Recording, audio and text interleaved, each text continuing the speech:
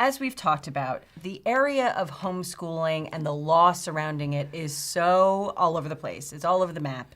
And it varies dramatically. When you read the cases on this subject, Julie, it varies based on what state the student lives in. It varies based on every fact in the case, from the family's religious views and whether they're impacted by the decision to homeschool, to whether other children in that town or in that district or in that state are entitled to certain services if they do not have disabilities, to what the practice and policy is of that school district. It's just so fact-specific and so state-specific that it's really difficult to come up with any hard and fast rules for parents to rely on when it comes to homeschooling. So I'm just going to cover a few that are pretty well settled, and understand that it may vary dramatically based on your individual child's case. So let's start with this.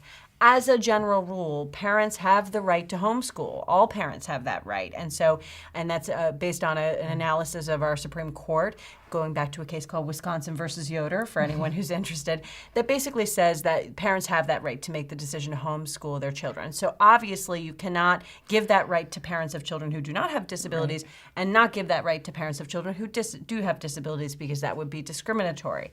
That is one example among many of where Section 504 of the Rehabilitation Act, which is an accommodations and discriminations law with this very tricky whole statute, but in essence it's that, and it covers accommodation in our public schools and in any entity that receives federal funding.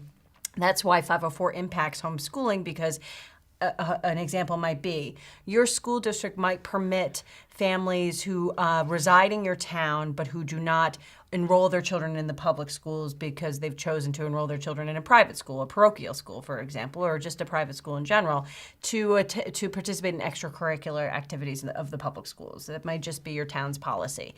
Well, they can't say that they allow that for some families, but not for families of children who homeschool, particularly if it impacts any kind of religious right or religious freedom. So it gets really dicey when you get into these examples. But 504 may impact special education and homeschooling and accommodations and discrimination. So that law still exists regardless of whether your child is homeschooled.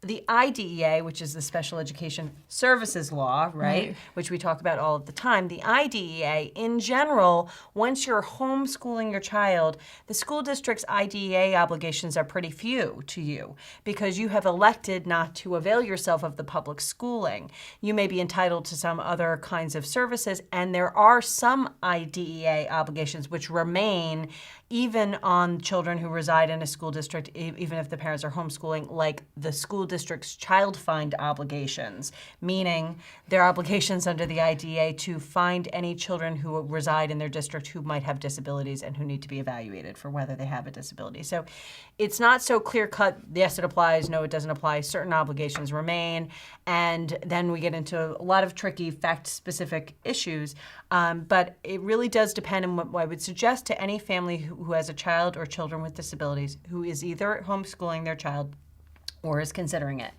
Get started by looking at your own state's Department of Education website and see if they have any links or resources for families who homeschool. You know, clearly this is a very complicated area, and you as an attorney, Jen, are even, struggling to sort of how do we talk to parents about these types of issues, and it really is very complicated. And like Jen said, you've got to check with your state and make a decision as to what to do depending on your own personal decisions and the facts of your state.